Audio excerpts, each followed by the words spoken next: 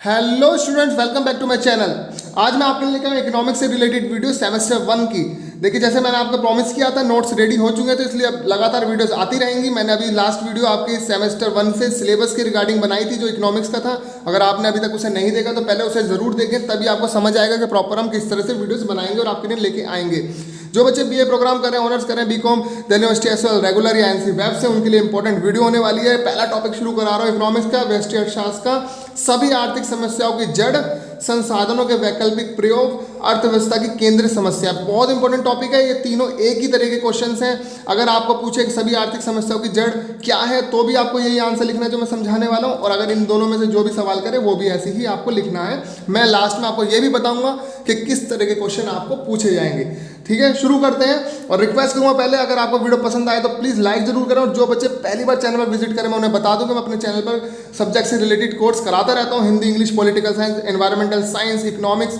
ठीक है, और कुछ वीडियोस मैंने ऑलरेडी डाल दी हैं इन सब्जेक्ट से रिलेटेड। अगर आपने अभी तक उन्हें नहीं देखा तो प्लीज़ जाकर उनको देखें, चैनल की प्लेलिस्ट में जाएं। और प्लीज़ हमें इंस्टाग्राम और टेलीग्राम चैनल पर भी फॉलो करें, क्योंकि मैं वहाँ पर आपको ये नोट्स जो है शेयर करने वाला हूँ। लास्ट टाइम मैंने नहीं करे थे, लेकिन इस बार शेयर करने वाला हूँ। काफ़ी क्वेरीज आ रही हैं बच्चों की कि प्लीज़ आप नोट्स शेयर करें, तो प्लीज़ उन्हें फॉलो करें। डिस्क्रिप्शन बॉक्स में उनका लिंक मिलेगा, और या आप चैनल के अबाउट सेक्शन में भी जाकर उनका लिंक ले सकते हैं। आगे शुरू करते हैं।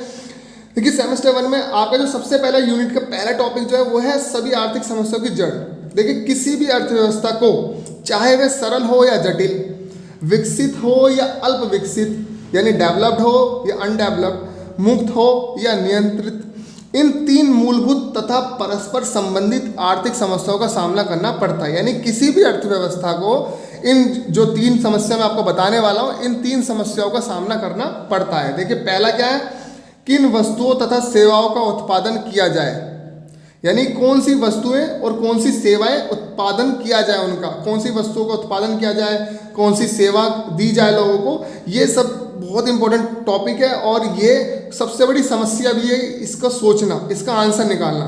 तथा कितनी मात्रा में उत्पादन किया जाए। यानी ध्यान रखें कि अगर किसान मान लीजिए गेहूं का उत्पादन करता है, ठीक है ना, उसने तय कर लिया पहले, तो सबसे पहले वो सोचेगा कि किस वस्तु का उत्पादन करे, ठीक है, और कौन सी सेवा दे समाज को। चलो मान लिया उसने गेहूं तय कर लिया, उसके बाद वो कितना उत्पादन करे, इसकी मात्रा के ऊपर विचार करेगा। तो ये पहली समस्या है। दूसरा है, किस प्रकार इन वस्तुओं तथा सेवाओं को उत्पादन किया जाए। यानी किस टेक्निक के द्वारा, किस तरीके से इनका उत्पादन किया जाए, अर्थात किन विधियों या तकनीकों का, या फिर किन साधन मिश्रणों का इसका उत्पादन किया जाए, या किन साधन मिश्रणों द्वारा इसका उत्पादन किया जाए। ये दूसरी समस्या आती है। ध्यान रखें, पहली समस्या क्या है और दूसरी क्या है। और तीसरी और अंतिम समस्या है, किस प्रकार उत्पादित वस्तुओं और सेवाओं का समाज के सदस्यों में वितरण किया जाए। अगर मान लीजिए वस्तु तैयार हो गई है, उत्पादित हो गई है, ठीक है, तो उसके बाद किस तरह समाज में उसको बांटा जाए, अर्थात किन लोगों के लिए वस्तुओं और सेवाओं का उत्पादन किया जाए, यानी किन लोगों को वो दी जाए।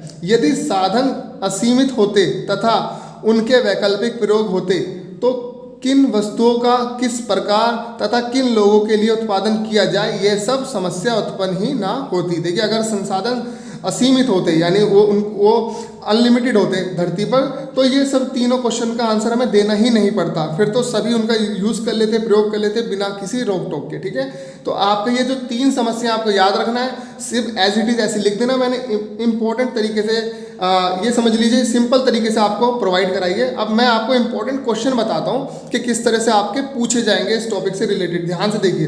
देखिए, सबसे पहले आपको पूछा जा सकता है इस क्वेश्चन के लिए कि सभी आर्थिक समस्याओं की जड़ क्या है, तो आपको यही आंसर लिखना है। क्वेश्चन ऐसे भी दे सकता है, क्या आर्थिक समस्याओं की जड़ सीमित संसाधनों की मात्रा से है, तो भी आपको ये लिखना है। देखिए, आप सोचेंगे मैं ये क्यों बता रहा हूँ, क्योंकि लास्ट टाइम क्या हुआ था, मैंने सिर्फ सिंपल वीडियोस प्रोवाइड कराई थी। बाद में बच्चों की क्वेरी आई थी कि सर क्वेश्चन किस तरह से आएगा, तो मैंने इस बार हर वीडियो में आपको क्वेश्चन बताऊंगा कि किस तरह से आएगा। इससे आपके लिए ईजी हो जाएगा। वो घुमाकर भी देगा क्वेश्चन, तो भी आप उसको सोल्व कर पाएंगे।